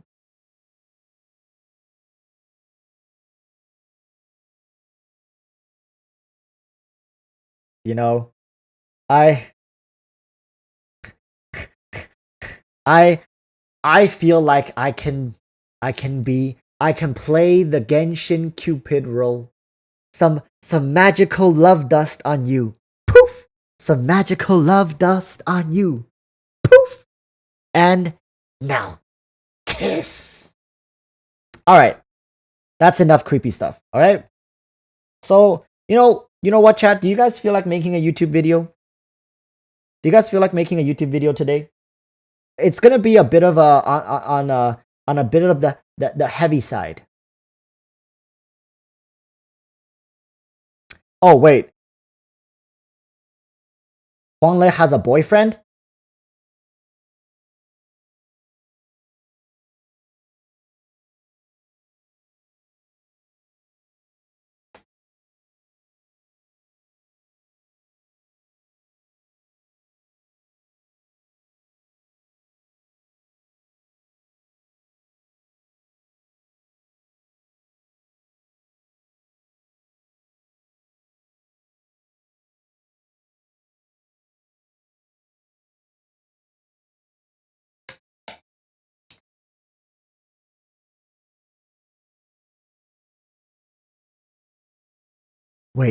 Wait, does Bolo Yaj know this?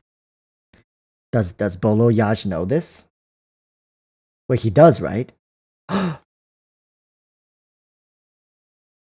my god, what have I done? What have I done? No. Oh my god. I'm getting cancelled for the second time today. Yeah, guys, I honestly thought just by backing up, I can back my way out of this. Alright. Alright. What is this? Oh no. Oh no. Oh no. I didn't know. I honestly didn't know. Cancel twice in one stream. Alright. So chat, do you guys wanna make a video today? I'll probably make this video with you guys and then I can upload it by tonight. So really, before we start the video, I'm gonna tell you guys what it's about, so you guys can kind of talk about it on the side while we make the video, okay? So this video, it's a very heavy video. I say this with a heavy heart because I don't know how many of you guys knew this person. I don't know how many of you guys knew this person. He's a fellow content creator. And our communities has actually been at one point very active with each other. We actually shared a good amount of viewers. So his name is Jazzy. All right, his name is Jazzy. I know some of you know him, like some of the longtime viewers, like some I know Ringo, Huanglei. You would definitely know Jazzy because we did a community tournament with Jazzy.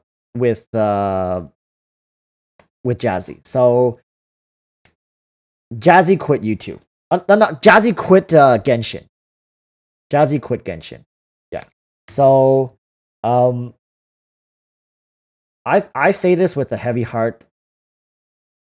Yeah, Alaska, the hide and seek one. He has quit Genshin content. All right, he quit making Genshin content, and he's moving on. He's moving on with maybe other games. So, and I think this is a problem that's rooted much deeper than just Jazzy. And I always like to say we content creators are like the megaphones of the Genshin community. It's like we each hold a different portion of the Genshin community in, you guys, the people who watch our content and engage with us. So in a way, it was inevitable, and I want to talk a little bit about Jazzy quitting Genshin and what we call nowadays we call Genshin burnout. So are you guys familiar with the term Genshin burnout? I mean burnout in general. You guys know, right? Like you guys should have probably seen Genshin burnout here and there. It shouldn't be a foreign term to most of us who are online and playing.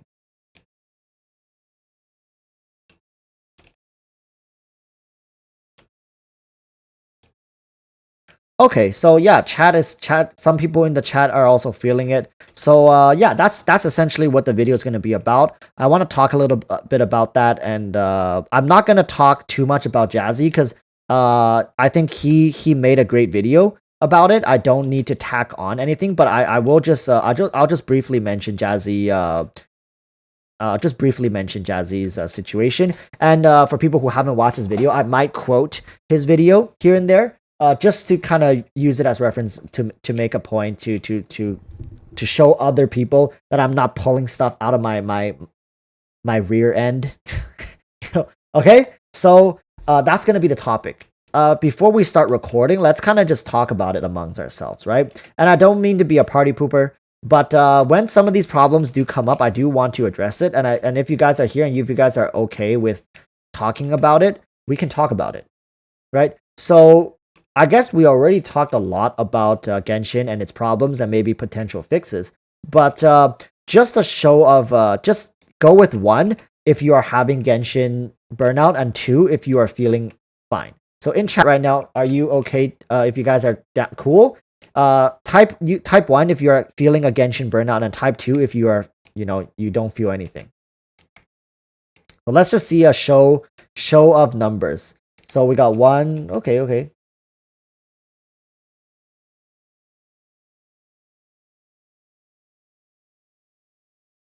Okay, Meow Meow with 3. All right, okay. So definitely more twos than I expected. So that's good. That's good. I myself, I'm feeling at like a 2 right now as well. I wouldn't say I have a severe burnout, or I'm not even feeling that much of a burnout, because like I said before, I have certain aspects of the game that I'm still really interested in. But when it comes to other aspects of the game, I am pretty burnt out. Okay, so now I know what kind of mood most people are in, like the ratio, I guess, in chat. So then my next question is I guess I don't want to pose a big question because I don't want chat to get to go crazy. But what do you guys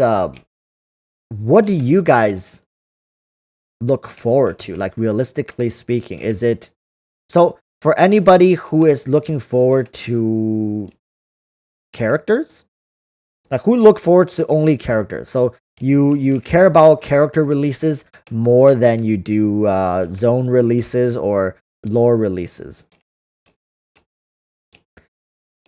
Okay. Story. Rain says, "Bruh, I don't want to play Klee or Kazuha." Hey, I kind of feel you on that one to a certain extent. So zones, lore. So I think a lot of people enjoy the story, right? And the Flowcat, I care about lore, more housing, and other features. Combat is Pog. So yeah, like it's like usually a mixture of both, but I see story a lot, right? Story and let's see. Story and new zones. So lore and exploration, I guess. We can sum it up as that, right? Okay.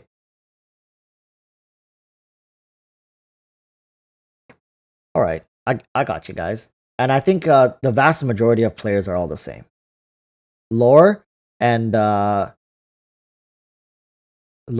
exploration is what everybody is after. But don't worry, I always try to remain non-biased, so we do have to look at this from the Hoyo side as well.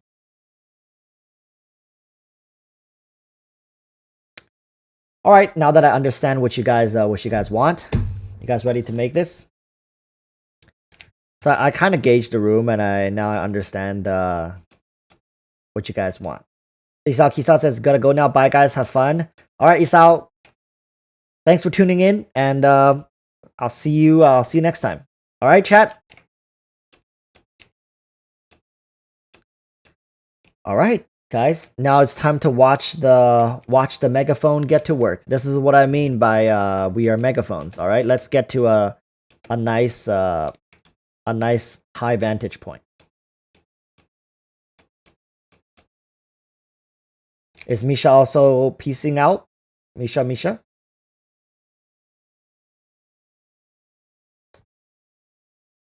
All right. Let's make this. Which scenery looks better? All right, chat. Type 1 for this scenery, and type 2 for this scenery. 1 or 2? 1? 2. Okay, that's a vast majority of 1. You know, use chat, because chat is the people who will end up watching the video, right? Like people like you and like in chat are the ones who will end up watching the video more. So of course, 1. All right, let's do 1, and let's do this.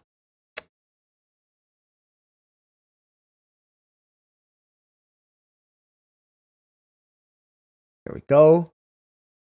Let's blur the background, make sure she's looking at the camera.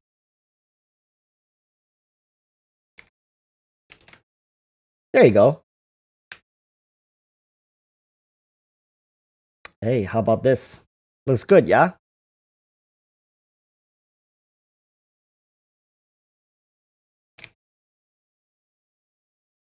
Okay. All right. Chat. Let's do this. Make her smile. Like this. But that looks weird, like if you're holding this pose the whole way. So I think default looks better. More natural. Looks more conversational. All right, chat. You guys want to do it at nighttime? All right. One moment. My fingers. It's about to go nighttime naturally, though.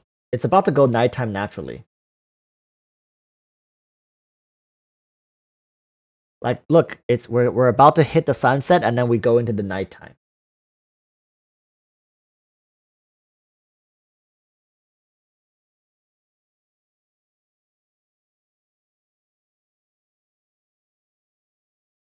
Right, we should get the particles off. Actually, we got the whole zoom up thing going on. So let's go heal, and then we'll come back.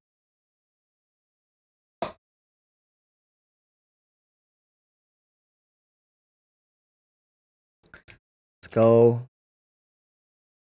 Do this, and then let's go back. Were we here? I think we were here. There we go. All right, chat. I got you. Hu Tao is good and nice and ready. Boom. Oh. Boom. Boom. There we go. We're back. Okay, we are back. All right, so nighttime. So let's start our recording at around here.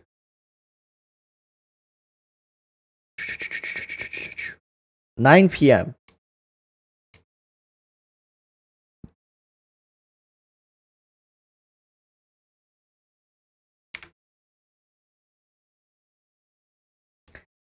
good. All right, chat. Good.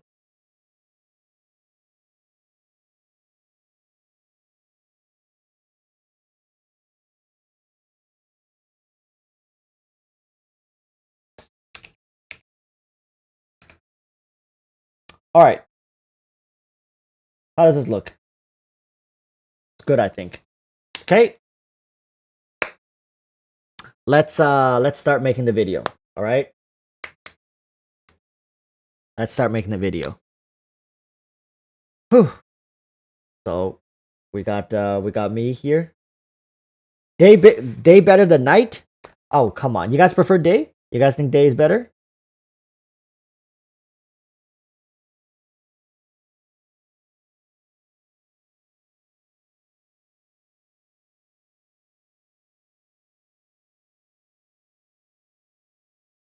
Okay, looks like the majority says night. Majority says night. Okay, let's just start it. I think this is good enough. This is good enough. All right. So recording, chat, get ready. 3, 2, 1, and we are live. Sup flappers, welcome back to another video. Once again, we have beautiful YouTube chat right here above. Here, chat, give me a fist bump. There you go. All right, that's interaction 101 right there. All right, so while we are starting off here in a light-hearted mood, chat knows what is going to be talked about, what we are discussing about today in the video, and most likely you guys also see it in the thumbnail, in the title. We're talking about Genshin Burnout, and we're talking about players starting to quit Genshin Impact. And yes, I have to issue a warning right now. If you're the kind of person who's like, so what? Players quit all the time. Let them quit. Who cares? Nobody cares. Then maybe you don't want to continue watching this video, because we're going to be tackling some of the issues regarding players burning out, players quitting, and why I personally think it's happening too soon for a game like Genshin Impact. Chad and I has been talking about this regarding what the majority of players are looking forward to when it comes to playing Genshin Impact, as opposed to what we are currently getting, and why some people are feeling burnt out, even including certain people sitting in chat here right now willing to watch a Genshin-based live stream, even though we're just chatting. Why they feel burnt out, why even chatting like this most likely feels more engaging than actually playing the game. And I think that can be a problem, right? When talking about the game feels better than actually playing the game, we start to have a problem. Okay, so let me just start off with something. If you guys know this person, you guys may not know this person. He's a content creator, goes by the name of Jazzy. A good friend of mine. We did collabs on my channel, and recently Jazzy has officially came out with a video saying that he is leaving Genshin Impact. He is quit Genshin Impact, at least for the content creation aspect. He likely will be logging on every now and then to play the game to get some rewards here or there, but he just doesn't feel the same for Genshin Impact anymore. And this comes from the fact that a lack of purpose. There's a huge lack of purpose, and I don't know if it's the same for you guys who are watching this, and especially now that we have seen the patch 1.6 live stream, my heart feels heavy when I talk about this. Is that personally, I have aspects of the game that I really enjoy. I really enjoy collecting characters. I really enjoy the new zone, even though it's going to be wrapped around the mini games, which I have repeatedly said in the past that I personally do not enjoy very much. There's a huge portion of people in the chat who also don't enjoy minigames. Granted, there is also a portion of the community who absolutely loves the minigames. And I see chat here saying Joseph S is also saying RIP Damone Kim. Is the same situation with Damone Kim. He burnt out, and this is what we're here to talk about. It's Genshin Burnout. Do you feel burnt out? Listen. If you are feeling burnt out, don't force it. I think what Jazzy did, I think what Damone is doing, I think what a lot of players are doing, essentially is maybe they're just taking a healthy and much needed break. Genshin Burnout essentially just feels like you are playing this game and you have no purpose playing it. There's no reason for you to be out here grinding. There's no reason for you to do the commission. What are you doing to get a new character? And guess what? Klee, Kazuha, are they the most wanted characters ever and you literally are losing your mind over these characters? No. Absolutely not. So even for people looking at these new characters that, oh, well, I don't really care about these new characters, of course you're going to feel burnt out. Realistically speaking, it's very normal. You've been playing the game for 6 months, right? Maybe it's time to take a break and chat. And I have to say, we mostly just look forward to new stories, the lore, and new zones. Inazuma, the new island, Dragonspine, in the future, potentially new continents or whatever, new areas. That's what the vast majority of us looks forward to, right? And miHoYo has not been very transparent with us when it comes to these kind of features. And of course, we also touched on current replayability of Genshin Impact. I'm not talking about replayability by just starting a new account, be either free to play or whatever, and playing the game again. I'm talking about even on your main. What is there realistically that you can do in the game to play the game? And riddle me this, right? Answer this. What can you really do? You can farm trees. You can go get trees for your teapot, building teapot.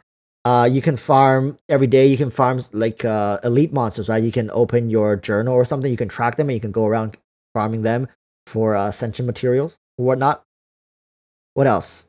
Like just really farmable, repeatable content. The Abyss, in a sense, is on rotation, so you can farm it whenever. Every 4 months? Correct me if I'm wrong or something like that. And even then, right? Why are you farming ascension materials? You're leveling up your gear to do what? To challenge harder content, more difficult content. And I know a lot of people are not done with Abyss yet, but yet again, a lot of people don't care. We all want different things. Genshin Burnout is real. It's here, and a lot of people currently, after seeing patch 1.6, feels more burned out. A new zone is going to be a lot of commitment. It's going to be a lot of time commitment. If you don't care about the new zone being tied together with mini events, are you going to really spend the time to go explore and to actually enjoy this part of the game? Probably not, right? My girlfriend, she has actively said, she has come out and said that she doesn't enjoy playing the game if the game is too much hassle. If there's more effort than there is fun, right? You have to put in more effort than you get fun out of, then this becomes an imbalance. It's all about balancing, right? You want to be challenged, you want to feel like there's resistance when you're playing the game. But I feel like miHoYo has really been misbalancing this level of resistance. And yes, mobile players, PC players, completely two gaming experience. And I'm willing to say it's the PC players who are asking for more difficult content, more playtime, and it's the mobile players who's like, no, don't do that. Focus more on the whole Serenity Teapot, more story, more zone exploration. We don't want to, like, we're literally on like a screen that's this big. How do you like playing for what, 2 hours? Your thumbs hurt, your eyes hurt, your phone is heating up like a molten iron. It's not what can I say? It's not sustainable. And it's definitely not healthy. And I feel like the mobile community and the PC community have been at odds for so long. And it's not just Genshin the game is giving burnout to the community. It's also that the community themselves has been at quarrel, has been at odds with each other as to what they want, what each section of the community wants. That I think in a sense, miHoYo also feels very troubled. But remember, Genshin at its core is a mobile game. I think when it comes to cross-platform, it's definitely cross-platform from mobile to PC. It's not a PC game that's adopted for mobile. Remember, Genshin at its core is a mobile game. And for people who are playing on PC, we are just simply having access to a mobile game from the luxury of our PCs. So what more is there to say? I think it's fair to say that MiHoYo should continue developing this game in the sense that it is a mobile game. And we as players, especially PC players, please temper your expectations for a mobile game. While yes, Genshin was revolutionary at its release, it is clear now that it still is functioning within the confines of being a mobile gacha game. That's just what it is, all right? New areas, MiHoYo is already doing a very good job, in my opinion, with the new areas, how they've been releasing content. It's just that people realize it's not for them. And if this game is not for you, if you enjoy MMOs, if you enjoy heavy grinding games, if you enjoy games you can pour like 2 hours or so or more every day playing, maybe Genshin is not for you. And I think with the current patch 1.6 releasing, if you really don't feel it, you likely won't feel it for a while, if ever, when it comes to Genshin. Will Inazuma change things for you? I don't think so. All right, chat, let's be honest. If you don't enjoy the new island, patch 1.6 island release, if you didn't feel anything in particular for Dragonspine, something like Inazuma, you might feel a little bit of spark, like going exploring a little bit, but it's just the game is just gonna die down for you again afterwards. And I think it's also important that we look at the player base when it comes to people quitting. It's not good to just say like, oh, if people want to quit, just let them. We have to look at why they're quitting, right? What is the reason to get people to quit? People don't just up and quit for no reason, of course. So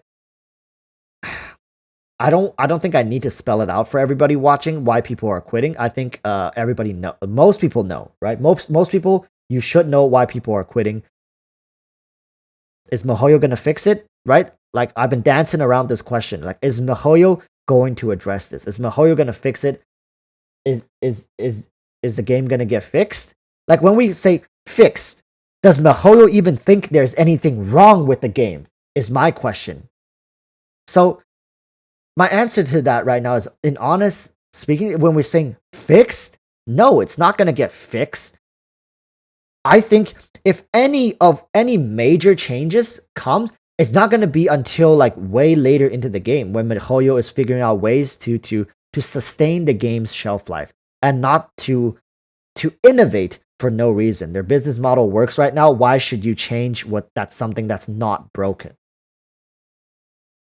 Famous words, all right? So, and that's all I wanted to talk about this, right? If you're feeling a Genshin burnout, it's completely normal, but be aware of the issue. Be aware of what's causing people to be upset at the game. And I get them. I get them. Currently, there are not a lot of good games out. There are not a lot of good games you can play. But Genshin is definitely one of the ones that sticks out. So we play it. All right? So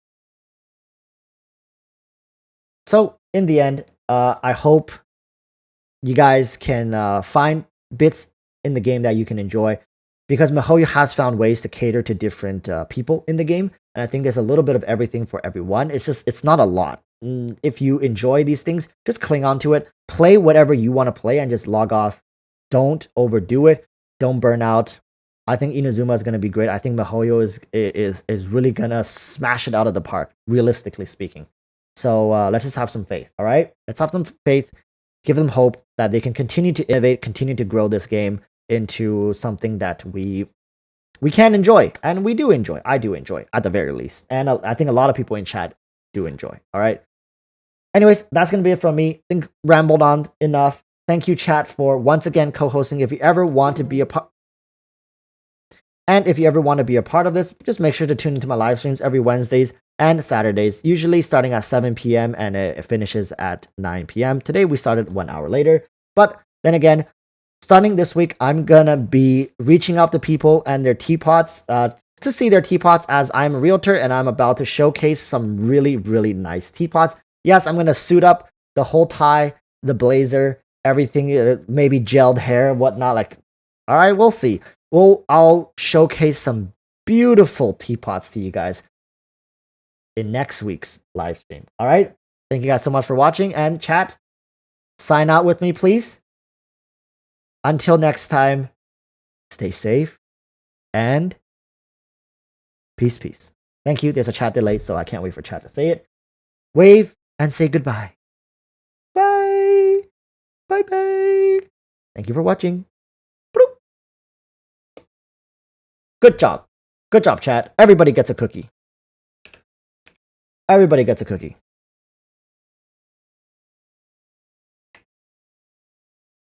Everybody gets a cookie. A cookie for you. Cookie for you. Cookie for you. Everybody gets one. Good job. All right. So now that's gonna be it from me. I'm gonna go edit that video. Probably don't need to edit too much. If there's somebody being weird in chat, maybe I'll give you some spotlight. We'll see. We'll see. All right. Let's see. Let's see who we're gonna raid today. All right. Let's see who we're gonna raid today. Who do you guys want to raid? Let's see. Let's see.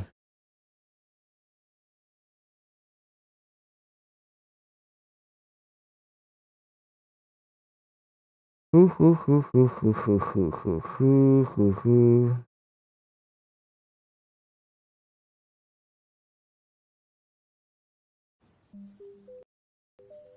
Oh no, there's ads. We're forced to watch ads. Before Coho revolutionized banking, banks had stuff We're like forced to watch pen with ads. chain. This told customers, nothing here is free, and you look like a pen thief. Today, Come on, come on, 4.2% come on. interest and 2% cashback Twitch, without the BS. please.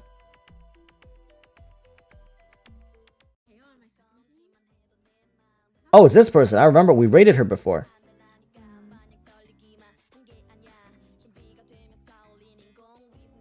We rated her before. she's pretty interesting when she gets riled up. But the problem is, how do we get her riled up? All right, chat. You know what? Let's rate her again. Last time we got her to start doing push-ups and stuff. Last time we got her to start doing push-up and jumping jacks, and her mom got really upset at her or something. All right, her Twitch is posted. I'm spamming it. All right, here we go, guys. Majel, Adrian, thanks for filling my boringness with this topic. Now I'm happy. No problem, man. And that's what we do around here. Sometimes when we have these issues, we feel like we need a friend to talk about it. We talk about it. Thank you. All right, guys. Go in. Have some fun. Let's see if you guys... Hi, Flare Blitzer. It's time. It's Grandma Oh no! Oh no! Mona Magista 77. Hi. Let's see if she remembers us. Sorry, guys. No workouts. I will disable the workouts, the physical workouts, because it's past midnight. Oh my gosh, Grandma! Grandma's back, you guys. She knows us. So go over, have some fun, guys. She's pretty energetic. If you can get her going, you know. Hey, Channy, Jaina 81820 Walrus Raid. Grandma back at it again, says Bambi. Hi guys. Hi. Okay, so everyone. So for those who don't know, thank you guys for the follow, by the way. Randy. Thanks for supporting the stream, everybody. And yeah, thanks for subscribing. If you guys enjoy this kind of content, make sure to subscribe. I really do appreciate it. It's okay if you don't subscribe. If fate has it, we might meet again. If does not, just wasn't meant to be. All right. So thank you guys so much. Here, take a bow for the end of my performance, and I'll go work on that video. And see you guys tomorrow. All right. Peace, peace. That was a very, very memorable stream. I think